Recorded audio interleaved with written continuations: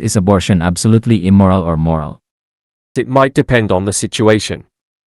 But in any situation, whether it's moral, immoral, or immoral, it's absolutely the same for everyone. There can be reasonable moral exceptions to things that are normally deemed immoral, like defending yourself and your family against a murderer, even if that means killing them. With abortion, it does depend on the situation. Like, for example, a woman that got raped in my eyes has every right to abort, but it must be done as soon as possible, ideally within the first weeks. A feminist that willingly chooses to get pregnant and then 8 months down the road decides to change her mind and abort the baby, which at this point in the pregnancy would absolutely be murder, is being grossly immoral. Morality has no exceptions. Besides that, we're saying the same thing. If a certain action in a certain situation is immoral for you, that same action in the same situation is also immoral for me and everyone. Yes, I agree that this is the case for 99.9% of cases. Though during my debate with Blackwell, we did explore edge cases where there may even be exceptions, or differences, even when the circumstances are seemingly the same. But those are very niche cases, and it's not something worth worrying about on a day-to-day basis, especially when we have people who struggle to even understand the basics of the non-aggression principle. Blackwell dubbed the term advanced morality for those kinds of cases, and it usually is more about making a good thing better, rather than necessarily avoiding harm, though both can apply. Absolute doesn't leave room for even a tenth of an exception. Even in that 0.1% of cases, the morality is absolutely the same for anyone in those cases. Perhaps we're talking from different angles. There are exceptions I will make to morality. I will violate the NAP on 2 occasions. But I don't consider these an exception to morality, but rather situations where I'm willing to do the wrong thing and accept the consequences. It's difficult for me to describe this advanced morality in succinct terms. There's a reason why it's dubbed advanced LOL. All I can really do is point you to one of my previous discussions about this subject, and if you have the time and interest to read through and add something to the conversation, I would be happy to contribute my thoughts, if you still have any contentions, that is. I just remembered a possible succinct way to describe this advanced morality. Usually when most people talk of morality, they are referring to what individuals ought not to do. Advanced morality is about what individuals ought to do. That provides a great perspective to discuss the topic with context. But to clarify and bring it back to our original conversation, does your concept of advanced morality include any circumstances where some ought to violate morality? And is it your position that such circumstances are somehow moral exceptions?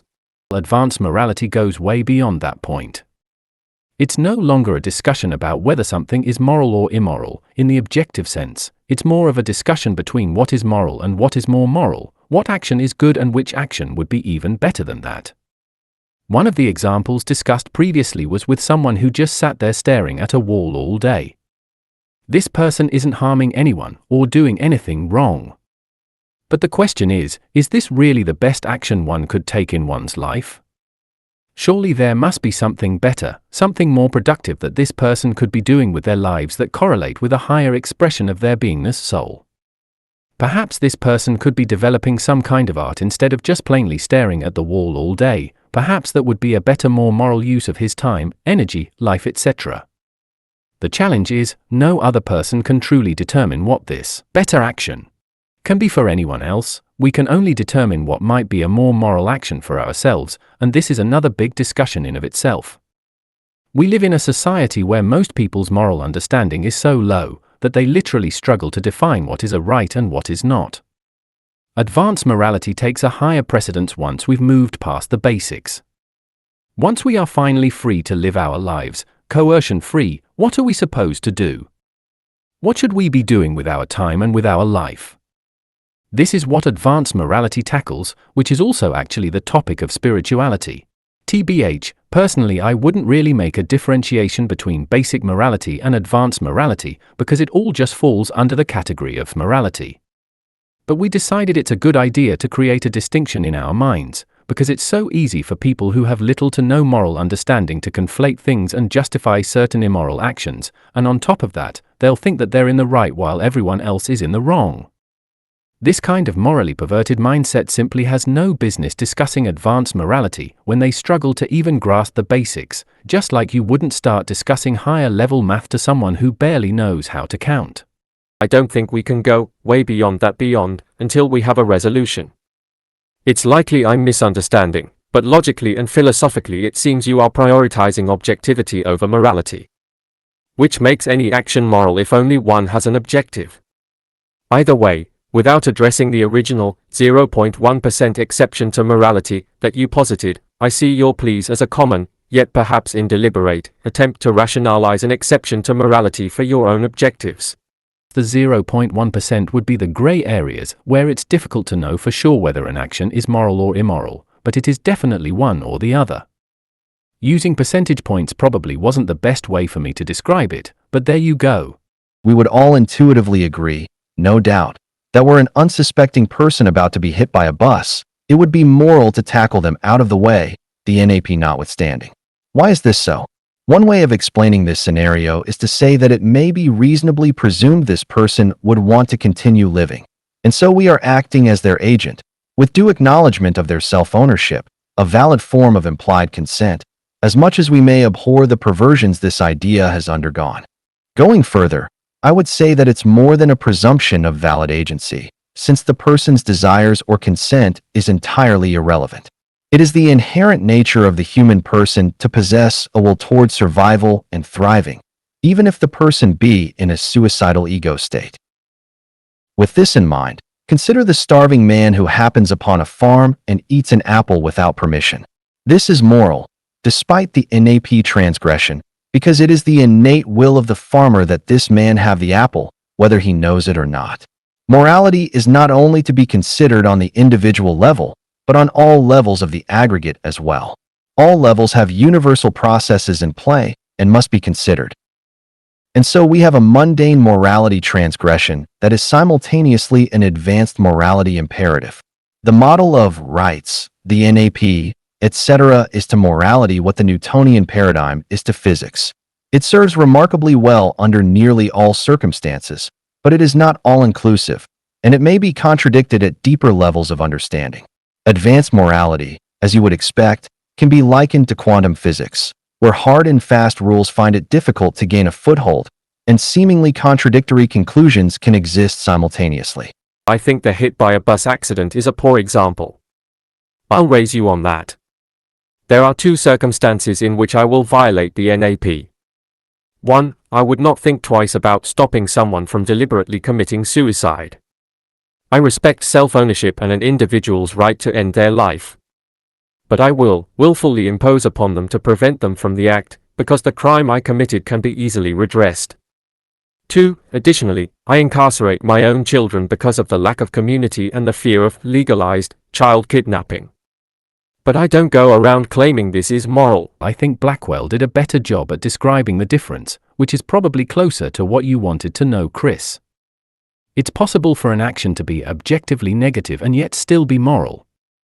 Though TBH, IMO, this isn't really the advanced part, but it does violate the NAP, so it shows us that basic moral understanding, like the NAP, isn't good enough in all circumstances. A more advanced model is required to truly capture how morality actually works. Here is the difference of where I think we are differing on here. You guys believe you can impose on innocent beings objectively and call it righteous and moral in some cases, and I argue that those cases are still criminal, and if you're willing to impose objectively, the consequences you face are righteous, positive or negative. So if I perceive myself to be saving a suicidal being when I interrupt their suicide, I accept that anyone gains the right to neutralize me and prevent further imposition. The challenge is accepting or rejecting excessive neutralization. Imposing on a criminal, me, beyond neutralization becomes criminal in itself. And we're back to square one. This would be the subjective mindset, yours in this case, trying to figure out whether a situation is moral or not.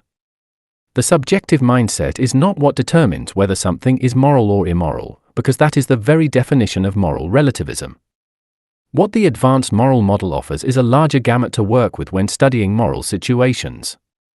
So things are not just black and white, but we are finally working color. It's closer to the reality of things. There are different layers, so to speak, to consider when viewing things through this advanced moral model. I would say the three main ones are: 1. The absolute positive and negative objective mechanics, the physics of what is going on in a situation. This accounts for both physical effects and non-physical, emotional, psychological, etc. 2. The alignment or misalignment with the core self of all beings involved. Blackwell simply refers to this as the inherent nature. This is the metaphysical's intuitive aspect, but also closely ties with number 1.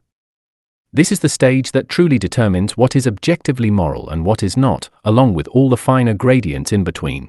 3. And the subjective mindset, which ideally should correctly align its perceptions with the truth, 1 and 2. This is the stage where people can get things wrong if their perceptions are faulty or incomplete. I was sharing my assumption of your mindset. Read my quote that you quoted and please don't put words in my mouth. You're taking a shit on morality. I argue morality as absolute, yet you define my position as subjective, and the very definition of moral relativism. There is a distinct line between right and wrong. What that line is absolute. What you or I may believe that line is may be relative, it might be a challenge to discern. But absolute morality is not constrained nor overruled by objectivity. Your perception or my perception, or anyone else's, can be in alignment with truth or not. If it is, then we have correctly determined the moral nature of the situation. If it's not, then we may be wrong. It's even possible for someone to have faulty perceptions and yet still intuitively, through their actions, do the right thing. No, you've taken my statements too far. It's likely I'm still trying to reconcile our original conversation, where you were proclaiming a 0.1% exception to morality. I'm still under the impression that you are arguing that under very specific but rare circumstances that it can be right to do the wrong thing, if it fulfills, or at least attempts to fulfill, Y objectives. There is a huge danger in what you and B. Blackwell are proposing. Things aren't always black and white, but morality is absolute, and discussing morality with terms, advanced, or 0.1% exceptions, is exactly what the bludges do when they, and their victims, rationalize tyranny. No, under no circumstances would it be right to do the wrong thing. However, as I have tried to explain, the subjective mindset can think this to be the case, and this would be faulty thinking which would need correcting. I take back my exception to morality statement, because that wasn't the most accurate way to convey what I was attempting to convey, which would be better described as the grey areas of morality. Thanks for the clarification and not going way beyond that, for now. It seems affirmed that we are attempting to communicate from different perspectives. It seems you are trying to describe the subjective perspective while I'm trying to defend the absolute perspective. If that is correct, I can only agree that an individual's subjective interpretation, understanding of morality is fallible. A group of individuals' subjectivity is no less fallible, yet regardless of our individual understanding, a right action is universally right for all beings in the identical situation, and a wrong action is universally wrong for all beings in the identical situation. Yes, and this absolute perspective is described in number 1 and 2. In the post above, albeit with different terminology. Number 3, the subject perspective, is greatly fallible, and is in fact where all the contentions lie. This is precisely why we make the distinction advanced. Once we realize that the basic models are inadequate for a particular nuanced situation, we move on to more advanced models to try and better understand what may be going on. Newtonian mechanics is not actually how our reality works, especially on a micro level, but it's a good enough model to deal with macro problems. Quantum mechanics is closer to how our reality actually works, but it can be too complicated, or too accurate detailed, to apply on macro problems, which can potentially create obfuscation for those who are not careful. However, we can still utilize both models as needed, as many physicists do. Similar to quantum physics, advanced morality is attempting to get as close as possible to how morality actually works. But for the vast majority of situations, one need not overwhelm themselves with all the granular details when basic models, principles will suffice, e.g., is there harm being done? Imagine a scenario whereby a person accused of a crime provides a solid alibi, and an objector says, "Haven't you people ever heard of the double-slit experiment? Just because he was provably in one place doesn't mean he wasn't simultaneously at the scene of the crime. This is a misapplication of the advanced principles of physics. The slippery slope argument is nullified by the fact that a true, valid application can never yield the feared consequence.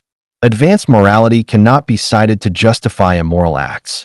If you believe it is immoral to incarcerate your child or prevent a suicide, and yet you believe it is preferable somehow, then it seems you're asserting the concept of the necessary evil. It also suggests that the letter of the law, the NAP, trumps the spirit of the law, service to the inherent nature of the being. In this case, I would ask what you believe the basis for morality to be. Is the NAP some kind of law written into reality itself? What ultimately makes an action, good or bad? The two examples here is going to make this confusing. Starting with incarcerating a child. It's not a matter of preference really. It's a matter of oppressing a child based on both founded and unfounded fear. Fear, founded or not, does not justify the oppression nor incarceration. I guess you could downplay it as risk management, but oppression and incarceration are not justified regardless. A stewardship doesn't make incarceration or oppression righteous. Regarding impeding on someone attempting suicide, this is wholly not a matter of preference. This is obvious because the preference lies within the person attempting suicide. Their preference is clear. I wouldn't be impeding on their suicide attempt to confirm their preference. If I successfully impede and their preference changes, great. But it's a matter of measuring the possible damage I could cause, and I've measured it to be a trivial crime, on my part to impede, that can be easily redressed, and I'm also willing to accept any negative consequences that might result for myself. My basis for morality is founded on the golden rule, but with a bit more specificity. Instead of only, do unto others, I'd also add and emphasize, don't do unto others as you wouldn't have them do unto you. While this might not encompass morality as a whole, because of widespread moral immaturity, I have to prioritize avoiding wrong action before undertaking right action. There are situations where inaction might be immoral. This would be worded, do for others as you'd have them do for you, and I'm not certain I'd classify this in the same realm.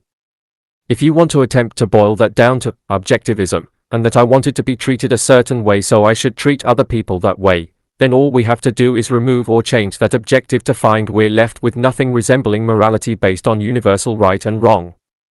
Or we have to redefine objective, or add an exclusionary adjective that leaves us having to explain why only some objectives qualify. This thought exercise makes it clear that my vocabulary does not include sufficient words to communicate as accurately as I'd like.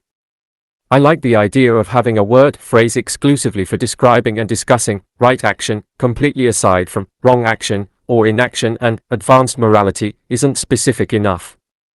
Just thinking off the top of my head, morality encompasses right, wrong, and neutral. Moral encompasses right action and inaction. Immoral encompasses neutral action and inaction. Immoral encompasses wrong action and inaction. Proposed pro-moral encompasses right action. Morality can encompass immorality, but I'm pretty sure moral says only refer to that which is good. Goodness is the other word that comes to mind, and perhaps love is another, and maybe truth. I don't think there are any other singular words that make things any clearer. There's also virtue and etiquette, etc. But these are not really specific enough either. A word that encompasses even more than the word morality would be karma, and by extension dharma. Advanced morality is just a label we're applying to tricky moral situations. It's not meant to make things any clearer. If anything, it's a warning label to tread even more carefully. By the way, I don't think there is such a thing as a neutral action. Our actions, or inactions, either fall on the moral side or immoral side, to whatever degree. True neutrality is actually a divine attribute, but that's another discussion. I didn't really get a chance to share this with you, and since we're discussing the efficacy of words, let me do so here. I found that when we use the terms good and bad, these are 100% subjective value judgments. In your case, I understand you're using them synonymously with the terms moral and immoral, but notice how we can so easily claim something moral to be bad, and something immoral to be good. In other discussions I had, there was confusion with these terms, so this is just something I wanted to point out. Yes, good and bad may cause some confusion, given their varied usage, but I employ them to imply that morality is rooted in effects, either beneficial or detrimental, and not an unyielding standard of hard and fast rules, which, I would imagine, is the reason these words took on this usage in the first place. But someone looking to do damage can view detrimental effects to be good, while beneficial effects to be bad. While objectively speaking, detrimental effects for the most part are immoral, and vice versa. As an addendum to my post above, with the numbers, I would say 1. Involves positive and negative, absolute effects. 2. Involves morality and immorality, objectively. 3. Involves good and bad, subjectively. Do you make a distinction between the subjective ego will, I prefer brunettes, and the innate higher will, I seek loving connections with others? The fact that someone displays a preference for suicide, to escape discomfort, does not mean you're not confirming their deeper preference, to thrive. We often misinterpret our own desires and best interests, and make innumerable other mistakes of perception and inference. Also, the ego mind is subject to conditioning, while the innate nature of the being is not. Our interpretation and application of do unto others will be affected by the above concern. Do you have a choice about what's preferable in this context? Is it okay for me to ruthlessly beat a masochist, so long as they don't object? Or is there something fundamentally wrong with intentionally degrading the structural integrity of someone's body in this way, such that it doesn't matter what they want or don't want? I like pro-moral, but really all we're talking about is whether an action is aligned with higher will, cosmic intent, nature's prescriptions, whatever you want to call it.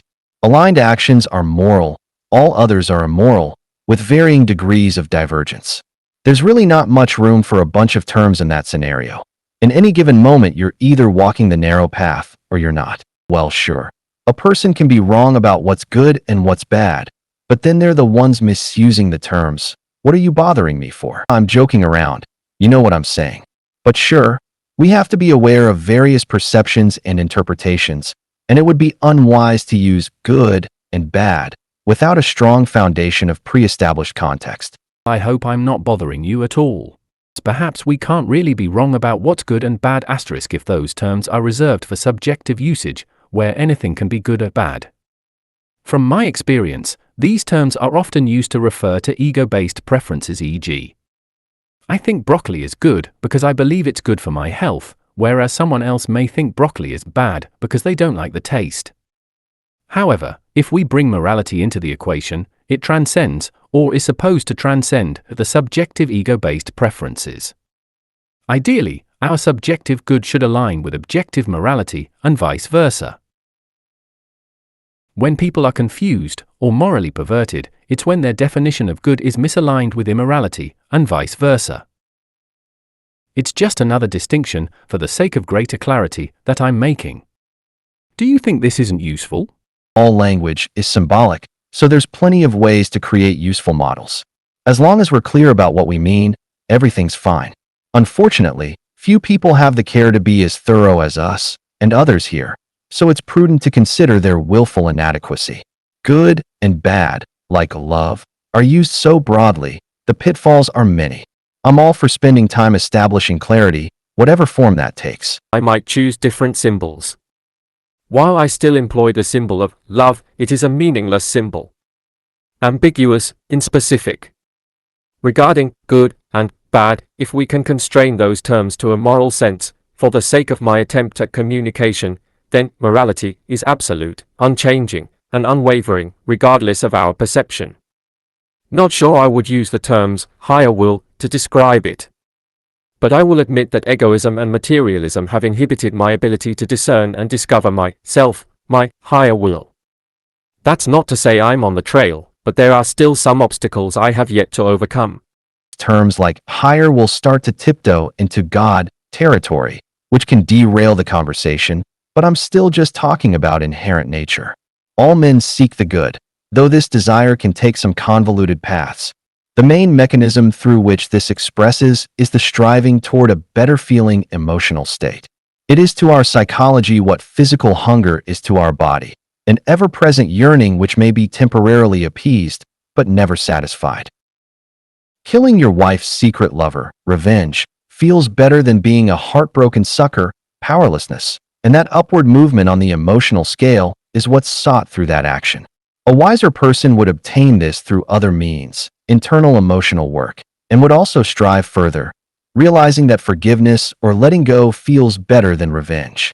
Better yet, enlightened joy for her passionate experience of connection would feel best of all, as it is most aligned with truth, both of our nature and that of the universe. Alignment, alignment, alignment. That's the whole game, whether it's morality, engineering, art, sports. It's all about employing our free will to sync with an extant, objective standard. Seems rather deterministic. Where's the freedom in that? It's in choosing which aspects of truth you'd like to align with in this moment.